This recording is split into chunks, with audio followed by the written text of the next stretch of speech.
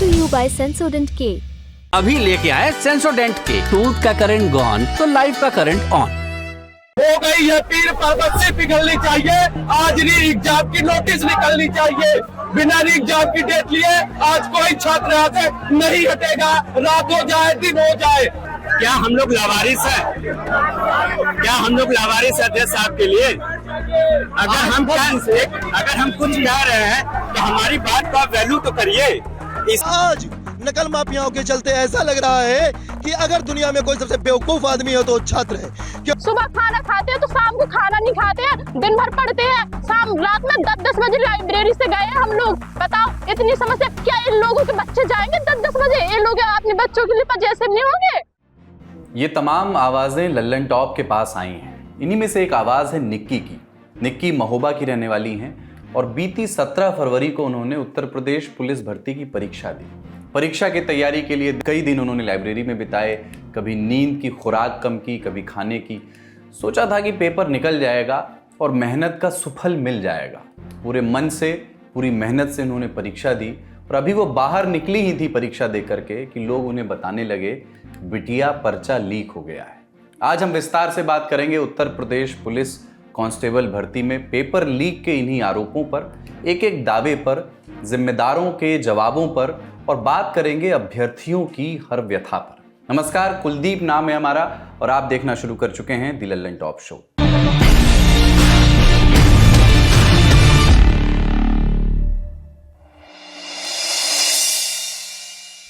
हमने निक्की के जिक्र से बात शुरू की थी, तो सबसे पहले उसी की बात तफसील से सुनिए। यहाँ बच्चे 4-4, 5-5 साल से पढ़े हुए लगे पढ़ाई में कर रहे हैं कि चलो 5 साल में आ रही है वैकेंसी, पर हम कम से कम कर लेंगे, कुछ ना कुछ इसमें ही कर लेंगे। बताओ 5 साल में एक बार वैकेंसी आ रही है, ऊपर से पेपर लीक हो रहा है। बताओ हम लोगों इतनी समस्या से मतलब संघर्ष कर रहे हैं। सुबह खाना खाते हैं तो शाम को खाना नहीं खाते हैं, दिन भर पढ़ते हैं, शाम रात में 10-10 बजे लाइब्रेरी से गए हैं हम लोग। बताओ इतनी समस्या, क्या इन लोगों के बच्चे जाएंगे 10-10 बजे? इन लोग अपने बच्चों के लिए जैसे नहीं होंगे। क्या मांगे आप लोग? हम लोगों की मांग है कि पेपर री एग्जाम करवाओ, चारों पेपर करवाओ, री एग्जाम करवाओ। बस जितने जो लोगों ने नकल किया, जिन्होंने करवाई है, सख्त कार्रवाई की जाए उन पर। निक्की की तरह ही लाखों और भी हैं, करीब 48 लाख, जिन्होंने उत्तर प्रदेश में 17 और 18 फरवरी को पुलिस भर्ती की परीक्षा दी थी। कुल 60,244 पुलिस कांस्टेबल की भर्ती के लिए परीक्षा हुई थी, जिसको आयोजित कराया था UPPRB ने। इसका पूरा नाम है, पूरा फुल फॉर्म है Uttar Pradesh police recruitment and promotion board. राज्य के 75 जिलों में करीब 48 लाख अभ्यर्थी इम्तिहान के लिए बैठे। इतने सारे अभ्यर्थियों को परीक्षा दिलाने के लिए राज्य में अलग से ट्रेनें और बसें चलाई गई। लटक लटक कर गिरते पड़ते ये भावी सिपाही इम्तिहान देने के लिए पहुंचे। गाड़ी में बैठने की जगह नहीं मिली तो कंधे पर बस्ता टांगे पूरे सफर में खड़े रहे। कोई बच्चों को पड़ोसी के घर रुकाकर परीक्षा देने या दिलाने आया था। किसी के पिता परीक्षा सेंटर के बाहर चबूतरों पर घंटों बैठे थे, क्योंकि अंदर बच्चा परीक्षा दे रहा था या दे रही थी। लेकिन अभी दोनों पालियों की परीक्षा पूरी नहीं हुई थी कि खबर आने लगी कि पेपर लीक हो गया है। सोशल मीडिया पर 17 फरवरी की सुबह से ही एक हैंड रिटन आंसर की घूमने लगी थी। इसमें कुछ ऐसे शब्द लिखे थे: गृह मंत्रालय, भारत रत्न, 26 जनवरी, ग्रुप ऑफ 20, ठोस, AVAJ, 14, 11 किलोमीटर वगैरह वगैरह। दावा किया गया कि यह पुलिस भर्ती की आंसर की है, जो पहली पाली की परीक्षा से पहले ही सोशल मीडिया पर तैरने लगी थी। कुछ ही घंटों में पहली पाली की परीक्षा खत्म हो गई। अभ्यर्थी पर्चा लेकर के बाहर आए और आंखें खुली की खुली रह गईं। पर्चे के कुछ सवालों के जवाब यही थे जो इस आंसर की में भी लिखे थे, जैसे कि पुलिस भर्ती का पर्चा बता करके वायरल हो रहा ये प्रश्न पत्र देखिए। इसमें सवाल है कि पिघलना तरल का गुण है तो जमना किसका गुण है। वायरल आंसर की में जवाब लिखा था ठोस। एक सवाल है कि इस आकृति में कितने वर्ग हैं। आंसर की में इसका जवाब लिखा था 14। अब सवाल उठता है कि वायरल प्रश्न पत्र और वायरल आंसर की मेल तो खा रहे हैं, लेकिन ये कैसे माना जाए कि वायरल प्रश्न पत्र इसी परीक्षा का था। तो जवाब में हम आपको दिखाते हैं एक FIR की कॉपी। इंडिया टुडे से जुड़े सिमर चावला ने इस पेपर लीक पर एक रिपोर्ट की है और रिपोर्ट के मुताबिक लखनऊ के कृष्णा नगर थाने में 18 फरवरी को पुलिसकर्मी की तरफ से ही एक बड़ा मुकदमा दायर किया गया। वादी पुलिसकर्मी रामबाबू सिंह ने लिखाया कि सुनियोजित तरीके से पेपर लीक कराया गया है। एफआईआर कहती है कि अमन कुमार नाम का व्यक्ति पुलिस परीक्षा में दूसरे शिफ्ट में पेपर दे रहा था। परीक्षा कक्ष में उसके पास एक पर्चा मिला। पर्चे में जो उत्तर लिखे थे वो प्रश्न पत्र में आए प्रश्नों से बिल्कुल मेल खा रहे थे। पूछताछ की गई तो अमन कुमार ने बताया कि मेरे मित्र ने आज ही आंसर की मुझे व्हाट्सएप की थी और इसके बदले उसने पैसे भी दिए थे। ऐसा नकल करते हुए लड़के ने पुलिस को बताया। सबसे पहले मैं आपको दिखा दूं, ये पुलिस का ही स्टेटमेंट है जिसमें लिखा गया है कि उसकी मेज में एक पर्ची हस्तलिखित जिसमें क्रम संख्या ये क्वेश्चन और उसके आंसर्स लिखे हैं ये मिले। ये कब के हैं? जब पेपर चल रहा था। राइट साइड में आ जाते हैं। ये कथित पेपर जो लीक हुआ था सुबह 9:15 बजे का टाइम है जब टेलीग्राम चैनल पे पड़ जाता है। ये पेपर बताया जा रहा है लीक है। अब इसको अगर आप खोलेंगे, डाउनलोड हो रहा है, इसका अगर आप मिलान इससे करेंगे तो आप भी हैरान रह जाएंगे। पहला प्रश्न मूल्यांकन करें 14.4274। यहां पे आइए 14.4274। दूसरा 78। दूसरे का आंसर यहां पे आप देखेंगे 78। चौथे का आंसर देखेंगे 9। पांचवे का आंसर देखेंगे 1000। चौथे का आंसर यहां पे जाएंगे देखेंगे 9। पांचवे का 1000। छठवे का यहां पे 87 दिया हुआ है। ये 87 ये सरकारी दस्तावेज है कि उसकी मेज से एक पर्ची ये मिली जिसमें ये मैच कर रहे थे। और नीचे आ जाते हैं। यहां पे अगर आप देखेंगे तो बहुत ही महत्वपूर्ण चीज लिखी हुई है। ये कंप्लेन दी गई है और किसी के द्वारा नहीं बल्कि पुलिस के द्वारा। वो बताती है सुनियोजित तरीके से प्रश्न लीक किया। ऊपर से पढ़ते हैं, अलग अलग है लेकिन प्रश्न सभी मैच कर रहे हैं। इस प्रकार सुनियोजित तरीके से प्रश्न लीक किया गया जो कि अपराध की श्रेणी में आता है। ये पुलिस ने एफआईआर दर्ज कराई है कि जो क्वेश्चंस थे पकड़े गए थे वो मैच कर रहे थे असली क्वेश्चन पेपर से, जो मेल खा रहे हैं उसी वायरल पर्चे से जो सुबह वायरल हो गया था। पुलिस क्या कर रही थी इतने सारे दावों, आरोपों और युवाओं के संशय के बीच? और क्या कर रहा था भर्ती बोर्ड UPPRB?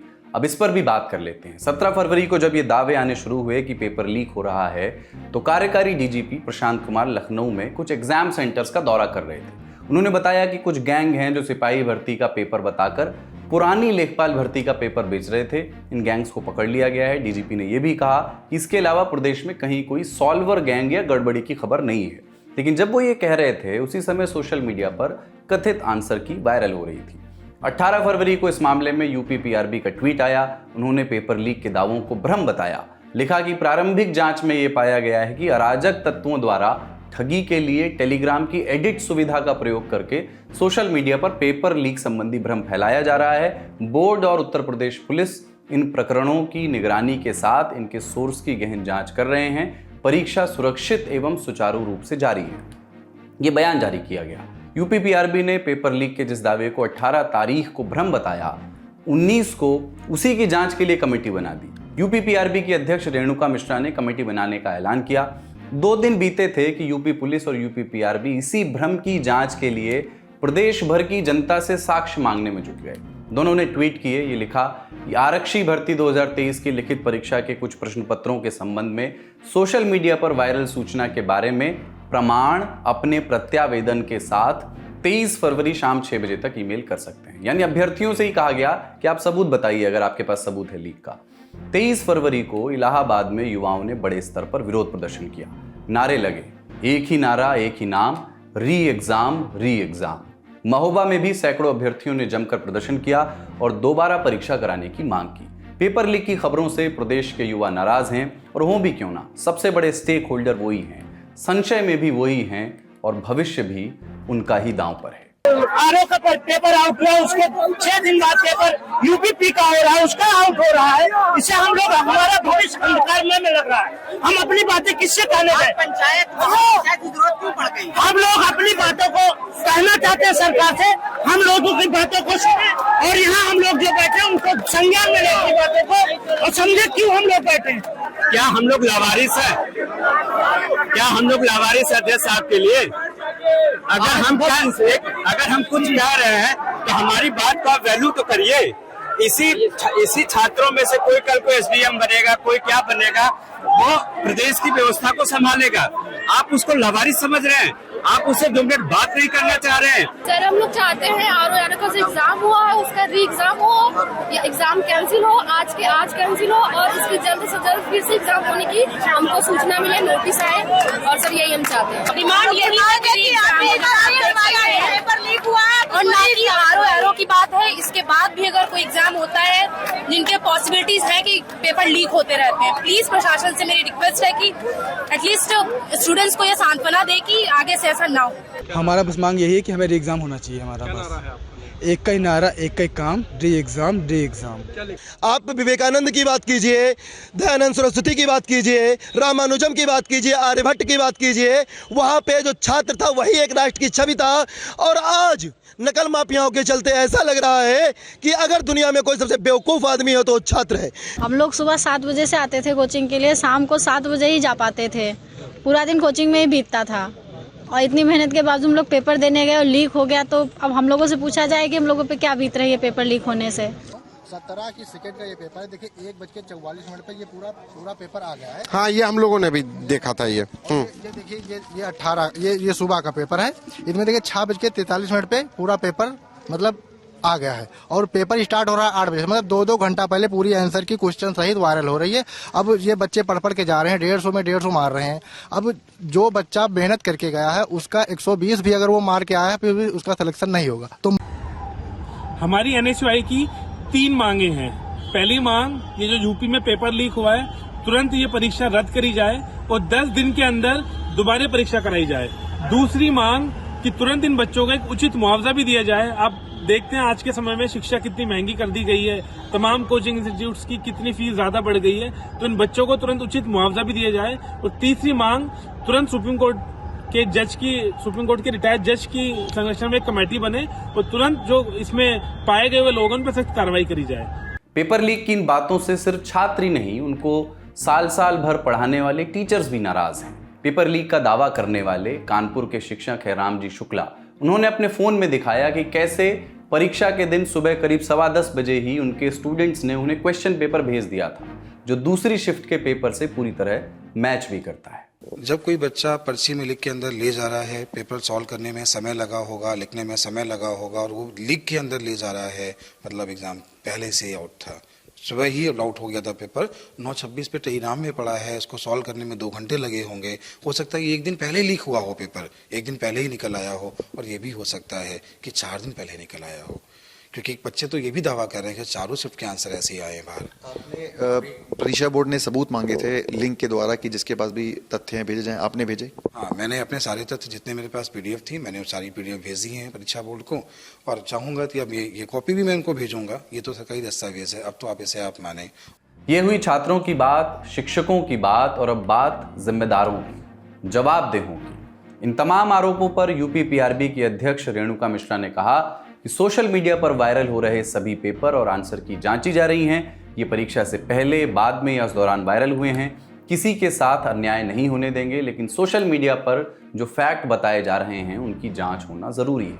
अब चूंकि पेपर लीक का मामला है तो इस पर राजनीति भी गर्म है। इलाहाबाद में हुए प्रोटेस्ट का संदर्भ लेते हुए समाजवादी पार्टी के नेता अखिलेश यादव ने ट्वीट किया, इलाहाबाद लोक सेवा आयोग पर प्रतियोगी छात्रों का जो आंदोलन चल रहा है, हम उसके साथ हैं। दरअसल भाजपा किसी भी परीक्षा को पूरा नहीं करना चाहती है, क्योंकि उसके बाद नौकरी देनी होगी और नौकरी में आरक्षण देना होगा। भाजपा ना नौकरी देना चाहती है, ना आरक्षण। यूथ कहे आज का नहीं चाहिए भाजपा, ये अखिलेश यादव ने ट्वीट किया। प्रियंका गांधी वाड्रा, कांग्रेस की नेता, उन्होंने ट्वीट किया कि कांग्रेस ने उत्तर प्रदेश में भर्ती विधान पेश किया था, जिसमें पेपर लीक और भर्तियों में भ्रष्टाचार रोकने के प्रावधान रखे गए थे। पेपर लीक संकट को देखते हुए हमारी मांग है, हाल ही में हुए दोनों पेपर लीक की घटनाओं की सीबीआई जांच हो और दोषियों के खिलाफ सख्त कार्रवाई हो। एक परीक्षा कैलेंडर जारी हो जिसमें विज्ञापन, परीक्षा, नियुक्ति की तारीखें दर्ज हों और इसका उल्लंघन होने पर सख्त कार्रवाई हो। ये प्रियंका गांधी ने ट्वीट किया। अब बात की सरकार की तरफ से क्या पक्ष आया है, सूबे के डिप्टी सीएम केशव प्रसाद मौर्य को सुनिए। युवा भली प्रकार जानता है, ये समाजवादी पार्टी के द्वारा पैदा की गई कैंसर जैसी बीमारी है, जहां हर क्षेत्र में उन्होंने माफिया तैयार कर दिए थे। हमने उनकी हर क्षेत्र की माफियागिरी को धीरे धीरे करके खत्म किया है। कहीं पर भी कोई पेपर लीक हुआ है तो उसका खुलासा हुआ है, पकड़ करके उनके खिलाफ कठोर कार्रवाई हुई है। भारत सरकार ने तो अब बहुत बड़े जुर्माने के साथ और कारावास तक का एक कानून भी बना दिया है। हमारी सरकार की मंशा को युवा समझता है कि आदरणीय मोदी जी के नेतृत्व में, मोदी जी के मार्गदर्शन में, चाहे देश की सरकार, चाहे उत्तर प्रदेश की सरकार, कभी कोई पेपर लीक हो ये हम नहीं चाहते, लेकिन यह जो बीमारी समाजवादी पार्टी, बहुजन समाज पार्टी जो पैदा करके गए हैं, उस कैंसर को हम धीरे धीरे खत्म कर रहे हैं। पुलिस भर्ती पे श्री अखिलेश यादव जी के पास कोई मुद्दा नहीं, इस प्रकार के आरोप लगाते हैं। अभी तक मेरी सूचना के हिसाब से कोई पेपर लीक नहीं हुआ। जो इस प्रकार का प्रयास किया, पुलिस ने उन पर कड़ी नजर रखी है। पेपर लीक का मामला इसलिए भी गंभीर है क्योंकि ये पहला मौका नहीं है। अभी 11 फरवरी को ही उत्तर प्रदेश लोक सेवा आयोग यानी यूपीपीएससी ने RO-ARO की परीक्षा कराई थी, लेकिन शाम तक ही सोशल मीडिया पर तमाम यूजर्स ये दावा करने लगे कि परीक्षा से पहले ही RO-ARO एग्जाम 2024 का पर्चा और सभी सवालों के जवाब लीक हो गए थे। उस भर्ती परीक्षा में 10,69,725 उम्मीदवारों ने आवेदन किया था। पेपर लीक के आरोप लगने के बाद आयोग ने इस मामले की जांच STF से कराने का फैसला किया है। यूपीपीएससी की तरफ से STF से जांच के लिए शासन को सिफारिश भेज दी गई है। और जब हम आपको ये खबर बता रहे हैं, उसी रोज दिन में लखनऊ में 69,000 शिक्षक भर्ती को लेकर अभ्यर्थियों ने भाजपा कार्यालय का घेराव किया। अभ्यर्थी चयनितों को नियुक्ति की मांग कर रहे थे। इसी दौरान वहां मौजूद पुलिसकर्मियों ने उन्हें कार्यालय से हटा दिया। इसके पहले अभ्यर्थियों ने 22 तारीख को उप मुख्यमंत्री केशव प्रसाद मौर्य के आवास का घेराव भी किया था। बता दें कि 69,000 शिक्षक भर्ती के अभ्यर्थी काफी समय से लगातार अलग अलग शहरों में प्रदर्शन कर रहे हैं। पेपर लीक असल में फ्यूचर लीक होता है। हमको आपको नहीं पता कि कौन सा छात्र किन परिस्थितियों में परीक्षा की तैयारी कर रहा है, कैसे परीक्षा देने आ रहा है। हमको आपको नहीं पता कि उनको कितनी उम्मीदें हैं इस एक परीक्षा से, परीक्षा के बाद लगने वाली नौकरी से। हमको आपको नहीं पता कि किस अभ्यर्थी के पास कितना कम समय है कुछ कर दिखाने के लिए, किन परिस्थितियों में, किन छोटे से कमरों में रहते हुए, दाल चावल और चोखा खाते हुए वो ये तैयारी करता है। इसलिए इन आरोपों की जांच गंभीरता से होनी चाहिए। दोषियों को विधि सम्मत तरीके से कड़ी सजा मिलनी चाहिए अगर पेपर लीक हुआ है तो, ताकि छात्र हित सुनिश्चित हो सके।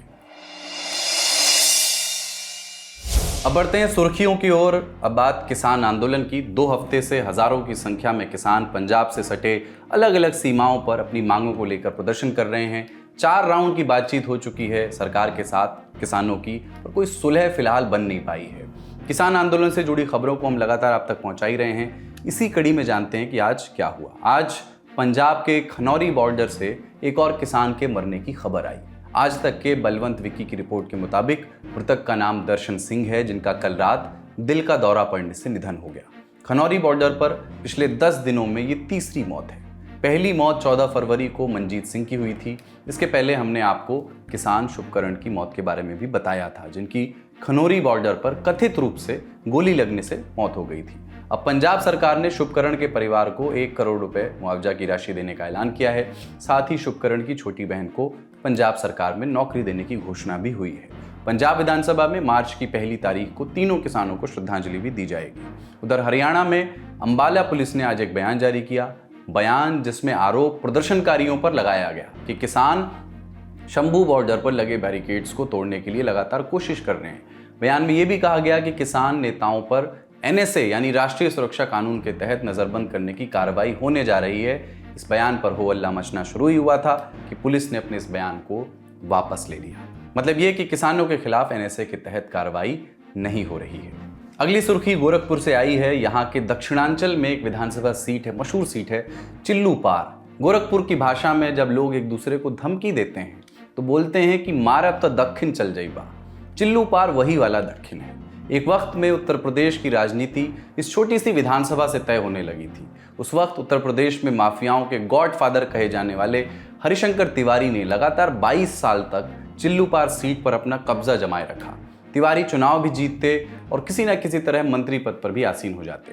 पिछले साल मई के महीने में हरिशंकर तिवारी का देहावसान हो गया था। सुर्खी में हम उनकी बात इसलिए कर रहे हैं क्योंकि 23 फरवरी की तड़के सुबह तिवारी हाता के बाहर काफी हलचल देखी गई। तिवारी हाता गोरखपुर में हरिशंकर तिवारी का घर है, वो इसी नाम से जाना जाता है।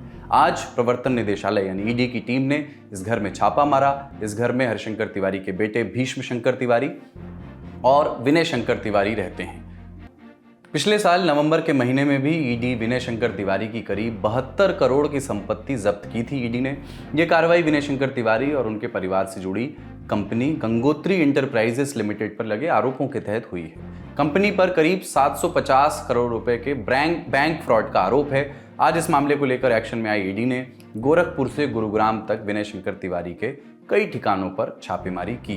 कई मीडिया रिपोर्ट के मुताबिक ईडी की जांच में सामने आया कि मेसर्स गंगोत्री एंटरप्राइजेस लिमिटेड ने अपने प्रमोटर्स, निदेशकों और गारंटर्स के साथ मिलकर बैंक ऑफ इंडिया के नेतृत्व वाले 7 बैंकों के कंसोर्टियम से 1129 करोड़ 44 लाख रुपए की क्रेडिट सुविधाओं का लाभ लिया था। बाद में इस रकम को उन्होंने अन्य कंपनियों में डाइवर्ट कर दिया और बैंकों की रकम को वापस नहीं किया, ये आरोप है। आज का लल्लन टॉप शो यहीं तक। छात्र हित और किसान हित की हमने आज बात की। दोनों अपने अपने हिस्से के संघर्ष कर रहे हैं। संघर्ष ही जीवन का बना रहने वाला स्थायी भाव है, भाव जो बदलता नहीं है।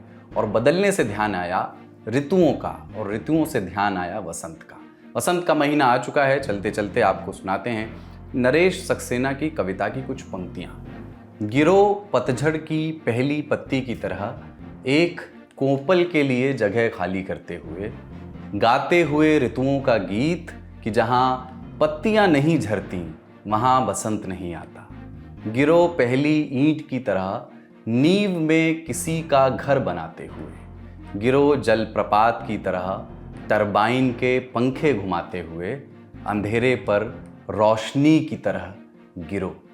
अपना और अपनों का ख्याल रखिए। शुक्रिया। शुभ रात्रि।